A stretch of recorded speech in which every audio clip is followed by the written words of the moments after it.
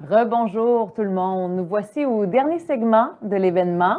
Le moment de vous présenter une petite surprise de la journée. En fait, c'est le dévoilement des vidéos du projet Éco-Leader réalisé avec 3 entreprises de la MRC Bonaventure, des entreprises innovantes, volontaires. On vous met en contexte, l'an dernier, c'était l'an 1 du fonds Éco-Leader et on avait décidé de faire des capsules justement pour inspirer les entrepreneurs avec différents modèles exemplaires de la région. Finalement, on a débuté avec le plus près, c'est-à-dire la MRC Bonaventure, où est situé le CROGIM, avec 3 entreprises d'ici.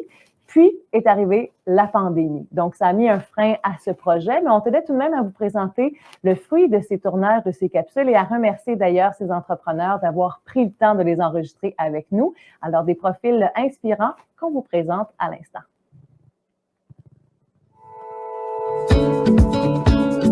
Nos entreprises font des efforts remarquables pour prendre soin de notre environnement et de nos ressources. Derrière ces entreprises se trouvent des humains qui ont à cœur la préservation de l'environnement et de notre région, qui ont osé entreprendre différemment et s'ouvrir à nous dans le cadre de ce projet. Avec leurs actions concrètes et leur vision à long terme, ils contribuent positivement à l'avancement du développement durable en région. C'est donc avec beaucoup de reconnaissance que je vous invite à visionner le témoignage de ces entreprises qui, je l'espère, vous inspirera vous aussi à devenir des acteurs de changement dans votre domaine. Bonne écoute! Répondre à si c'est plus compliqué d'être éco-responsable, c'est comme quand quelqu'un dit « et qu'on est bien quand on le sait pas ».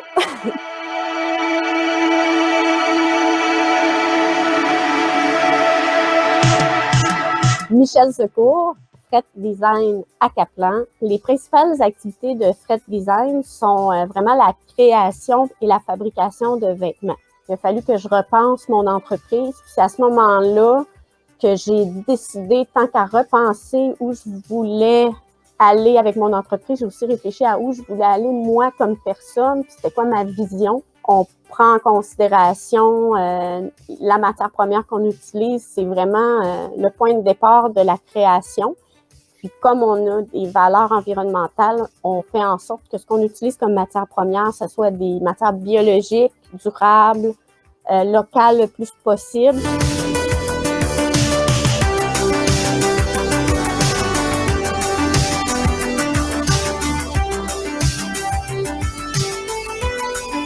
On travaille avec des fournisseurs qui ont vraiment une vision comme la nôtre, qui ont des valeurs environnementales. On réfléchit à pourquoi on fait un choix plus ou moins écologique selon les connaissances qu'on a. Si Fret se démarque par rapport à d'autres entreprises de mode plus conventionnelles, c'est vraiment au niveau de nos valeurs. Je pense que c'est ça le truc, c'est chaque décision, chaque achat, chaque personne qu'on engage, il faut qu'il y ait les mêmes valeurs, il faut qu'on passe dans le filtre de nos valeurs environnementales ou sociales, toujours les décisions de notre entreprise par des circuits courts puis par une production locale. Déjà, on se réapproprie non seulement un métier, mais aussi une richesse d'être capable d'avoir une autonomie vestimentaire, qu'on est capable d'avoir une traçabilité sur les actions qui ont mené à un produit fini.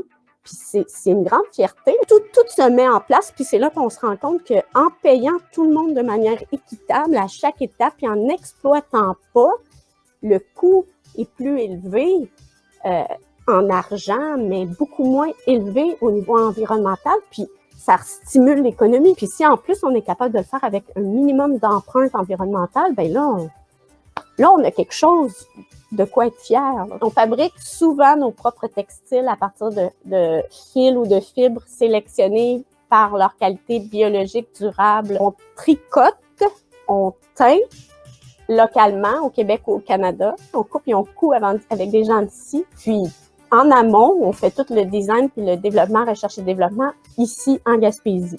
Les pratiques éco-responsables sont l'utilisation de matières biologiques et locales, l'optimisation aussi de nos retailles. Ce qui me rend vraiment fière dans mon entreprise, c'est qu'on fait une différence aussi pour les gens, puis que ça leur permet un choix éco-responsable. Ils vont être capables d'avoir une sélection ici qui répond à leurs besoins puis qui répond à leurs valeurs. Il y a vraiment beaucoup de bénéfices à avoir un processus plus éco-responsable parce qu'on se retrouve à voir les choses d'une autre façon. Fait que déjà, ça nous démarque. Ça nous permet, comme j'expliquais tout à l'heure, de se rallier à des gens qui ont les mêmes valeurs que nous. Tout ça, c'est important aujourd'hui dans la consommation. Il y a tellement, surtout dans notre domaine en mode, il y a tellement de compétition, il y a tellement de choix que quand les gens achètent une marque, ils achètent aussi la valeur de la marque. Parler d'avantages économiques, c'est comme pas toujours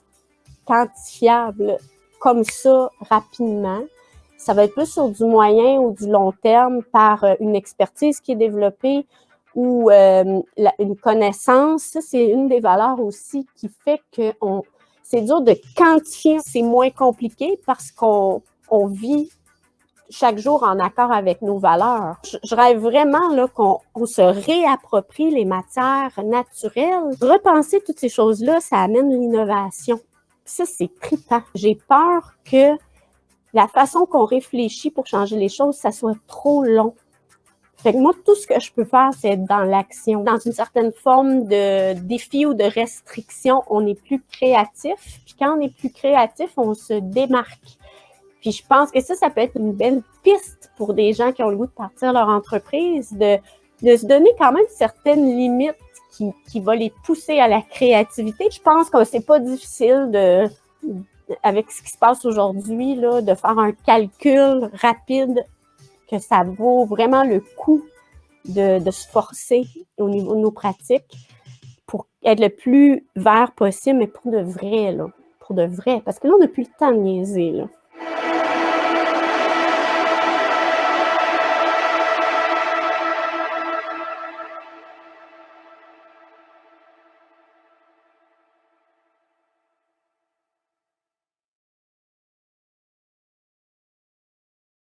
La notion de voyage, on devrait enlever la notion de transport obligatoire ou de distance au voyage, parce qu'il n'y a pas de distance qui est nécessaire pour voyager.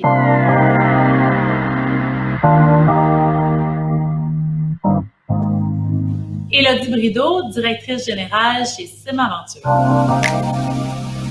La mission de notre entreprise, c'est de faire vivre des expériences mémorables de façon durable et rentable à nos visiteurs. Ça fait partie intrinsèque de notre entreprise que d'avoir des valeurs de préservation de l'environnement. Ce qui a permis à Sim Aventure d'entreprendre une démarche structurée en développement durable, puis vraiment de faire des démarches qui sont plus officielles puis plus chiffrées, c'est qu'on a pu voir l'avantage économique de le faire.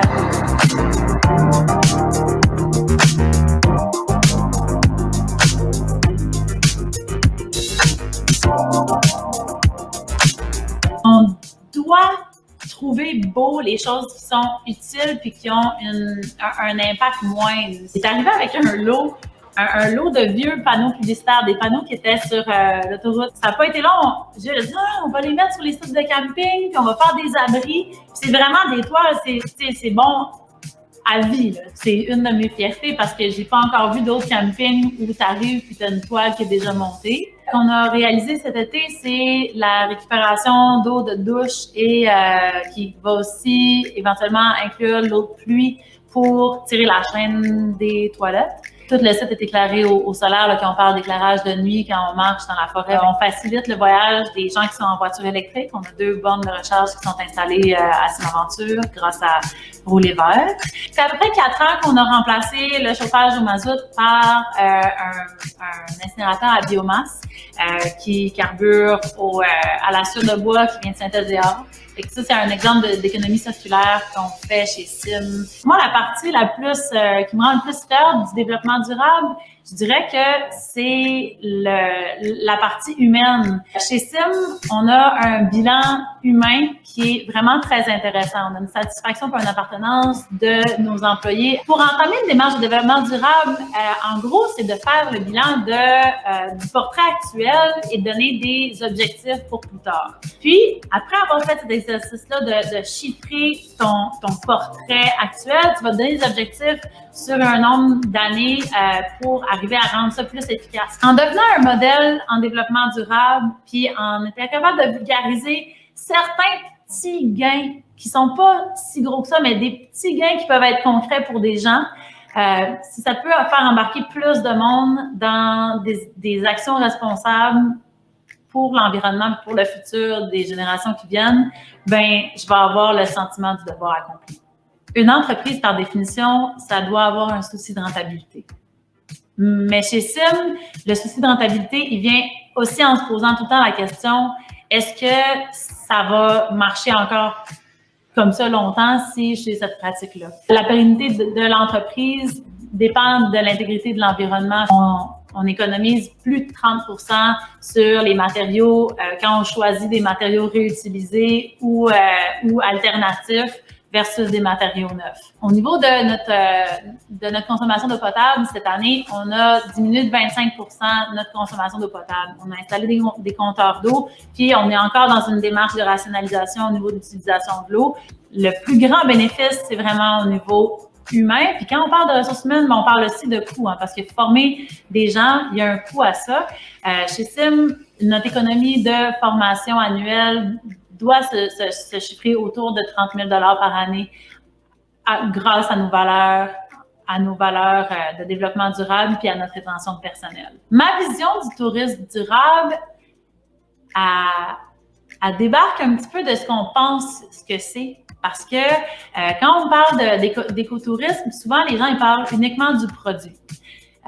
Chez Sim, on a un produit qui est un produit durable, mais cette année, comme les autres années, la majorité de nos clients viennent du Québec. On aime surtout qu'il n'y ait pas le côté hypocrite de dire je fais de l'écotourisme, mais je fais 5000 km en avion pour aller faire ma semaine d'écotourisme. L'industrie touristique doit se redéfinir. Il faut qu'on arrête d'aller chercher des gens loin pour les amener loin. Il faut qu'on découvre que le tourisme, ça se passe d'abord et avant tout chez nous. Le bonheur, là, c'est pas loin. Le bonheur, c'est juste d'être où on est, présent, de se connecter avec un cadre qui est différent de notre routine, puis d'aller chercher le bonheur. Je pense que je suis une éternelle positive. Je préfère avoir un impact positif sur mon environnement plutôt que d'avoir un moindre impact négatif.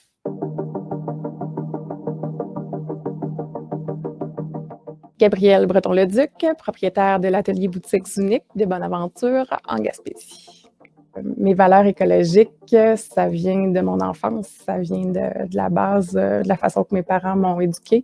Ma mère réparait, donc j'ai appris à réparer. Moi aussi, mon père créait avec les moyens du bord, que j'ai appris à créer avec les moyens du bord. Moi, je préfère dire pour avoir un impact positif sur l'environnement. Avoir un faible impact environnemental, c'est de réduire sa façon de salir la planète. Avoir un impact positif, c'est de se poser la question comment je peux l'aider, ma planète.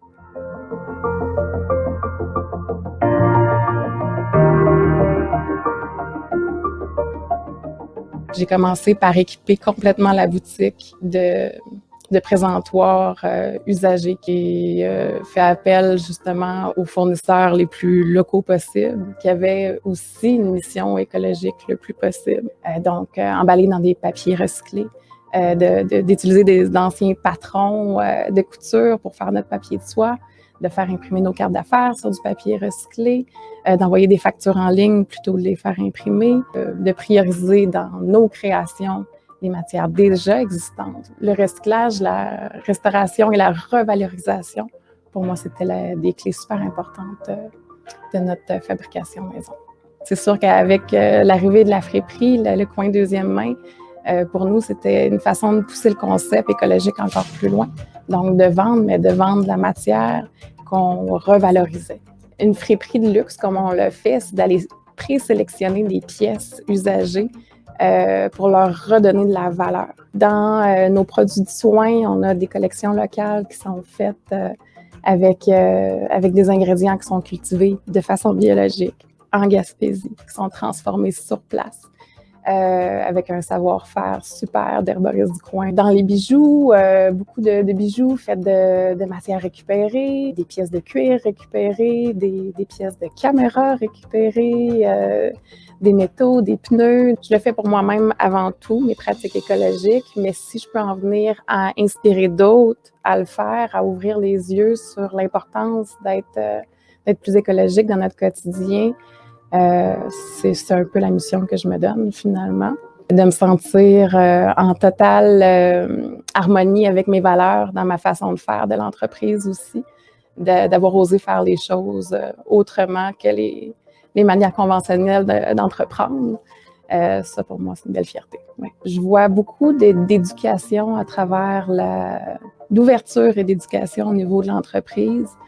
Je veux pas juste faire de la vente pour faire de la vente. Je veux que les gens vivent une expérience quand ils viennent en boutique. Les bénéfices d'avoir entrepris différemment. Sur le plan vraiment des produits écologiques, j'ai vu des clients qui sont venus, qui ont changé leur pratique au quotidien. On est allé chercher une nouvelle clientèle de dames qui cherchaient justement à rester fashion sans dépenser trop, de consommer autrement. Donc, on a vu un élargissement de notre clientèle qui s'est diversifiée puis qui a connu les autres départements aussi de l'entreprise. Le slow fashion, pour moi, c'est une façon de consommer autrement. Donc, avant de s'acheter une pièce, de se poser les bonnes questions et de toujours voir comment on peut acheter avec le plus faible impact environnemental. J'aimerais qu'on n'ait plus besoin de nous. J'aimerais plus avoir à proposer de produits d'alternatives écologiques ou de pièces deuxième main. J'aimerais que ça soit ancré dans les gens pour que le commerce au détail devienne plus éco-responsable. Il va falloir qu'on aille vers justement le slow fashion, l'achat au ralenti. C'est dur au niveau économique de penser comme ça, mais il va falloir qu'on se tienne, qu'on aille vers des modes beaucoup plus collaboratifs entre les entreprises. Qu'on encourage beaucoup plus le commerce local. Il y a quelqu'un de sage un jour qui a dit « Osez être le changement que vous voulez voir dans le monde ». C'est ma mentalité là-dessus. Je me dis, si moi, au quotidien, je le fais, je peux peut-être en inspirer d'autres à le faire. Si tout le monde fait sa petite part, ça va faire des grosses actions.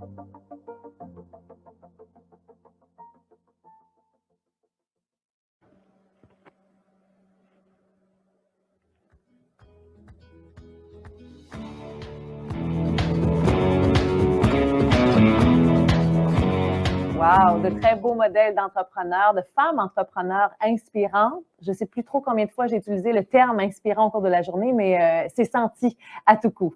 D'ailleurs, ces entreprises reçoivent un cadeau du CROGIM dévoilé aujourd'hui, c'est-à-dire la diffusion de leur capsule écourtée, version de 30 secondes, sur les ondes de CHAU TVA à heure de grande écoute, donc dans des émissions très populaires, Star Academy, Salut Bonjour et Les Beaux Malaises notamment. Maintenant, on s'en va rejoindre Élise Tremblay, qui est agente des communications au CROGIM pour l'annonce des gagnants du concours photo. Bonjour Élise. Bonjour Stéphanie. Alors, vous en avez quelques-unes, quand même plusieurs au cours de la journée d'aujourd'hui. Oui, on a reçu plusieurs participations d'entreprises, puis on s'est dit justement qu'on allait continuer sur notre bonne lancée là, de s'inspirer des entreprises d'ici en regardant les initiatives qu'ils ont déjà mises en place.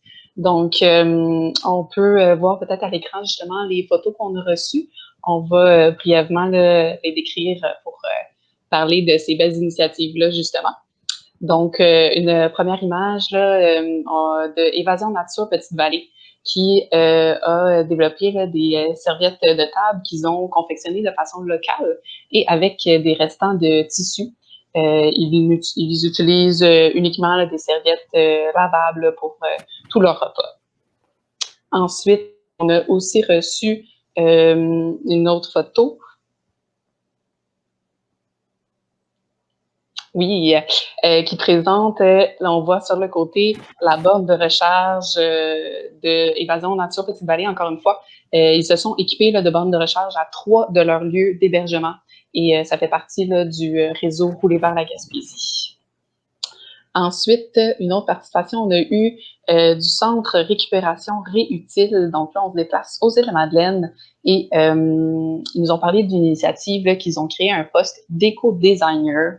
Donc, une personne que son mandat, c'est de créer des pièces éphémères, des pièces montées, dans le but de mettre en valeur les invendus de leur centre de récupération et donc d'inspirer les gens à acheter seconde main. En plus aussi là, de faire des photos des travailleurs en action pour valoriser la récupération. Ensuite, on a eu Ski Chic Choc, donc l'entreprise de la Haute-Gaspésie, qui, depuis 6 ans, a pris la décision d'arrêter d'utiliser des machineries pour offrir ses services. Donc, malgré la forte demande là, en, par exemple, excursion en cat-ski, ben, ils décident d'y aller plutôt avec la force de nos jambes et de nos bras avec leurs clients pour reconnecter les gens avec la nature. Bien sûr, ça diminue les GES là, dans leur déplacement et ça contribue aussi à la protection de la faune et de la flore locale, par exemple avec le caribou, que c'est son territoire particulier. Ils ont d'ailleurs aussi développé un guide en ligne des bonnes pratiques en montagne pour une cohabitation saine avec le caribou. Ensuite, on a aussi eu le Carrefour Jeunesse Emploi Avignon Bonaventure qui, depuis 2017, a acheté une van, la Vantastique, dans le but d'encourager le covoiturage pour l'équipe, mais aussi pour les jeunes lors des activités. Ensuite, on a eu Mérinov qui a installé des bureaux à Cap-aux-Meules aux Îles-de-la-Madeleine. Donc, dans le but là, de travailler à proximité avec leurs clients, leurs partenaires. Là, donc, ils sont situés directement dans le port de Cap-aux-Meules, ce qui diminue leur déplacement, en plus, bien sûr, de leur donner une meilleure réalité là, du terrain sur place. Ensuite, on a la coopérative des propriétaires, des capitaines propriétaires de la Gaspésie, qui s'est équipée de nouvelles technologies et de mesures de rendement pour faire des sorties en mer dans le but de récupérer des engins de pêche fantômes. C'est des engins de pêche qui ont été perdus en mer lors de tempêtes peut-être ou autres. Donc, pour l'instant, ils ont récupéré 3,5 tonnes et ils vont poursuivre le projet en 2021. Et finalement, on a le CIRAD, le centre de recherche. On a une première image qui montre une compensation carbone qu'ils ont réalisée en 2019. On les a entendus en parler justement un peu là, du processus de compensation carbone avec Sargim. Donc, on les voit là, planter des arbres. Puis, sur le côté, bien, on a des images de leur colloque scientifique qui a lieu annuellement et qui se veut un événement éco-responsable. Donc, on peut voir là, qu'on a vraiment plusieurs entreprises qui font déjà des gestes très inspirants pour les pratiques éco-responsables. Donc, maintenant, ben, on va piger, voir qui va être le gagnant. On va faire une première pige pour parmi les entreprises de la Gaspésie pour faire tirer le cadre de Mario Cyr des Îles-de-la-Madeleine. Puis ensuite, on va faire la même chose pour les îles. Donc... Roulement de tambour.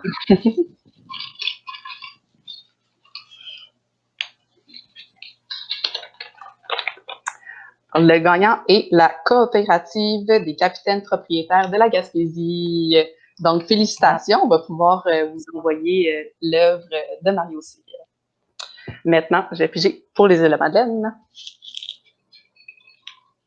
Tirage qui se fait sous la firme Le Duc, Martin et Duchesne, j'imagine. Exactement, sous supervision là, très serrée. Donc, c'est Mérinov qui a gagné pour les Îles-de-la-Madeleine. Donc, Mérinov, félicitations. On va vous envoyer votre prix, une magnifique photo là, de Mario Cyr, encadrée et livrée. Merci beaucoup, Élise. Bravo à tous les participants. On poursuit maintenant avec un petit mot de nos deux agents éco-leaders de la Gaspésie et des îles de la Madeleine, oui, qu'on va rejoindre à nouveau, Louis-Martin Pilote et Dominique Vien qui sont là. Rebonjour à vous. Vous avez passé une belle journée? Oui, absolument.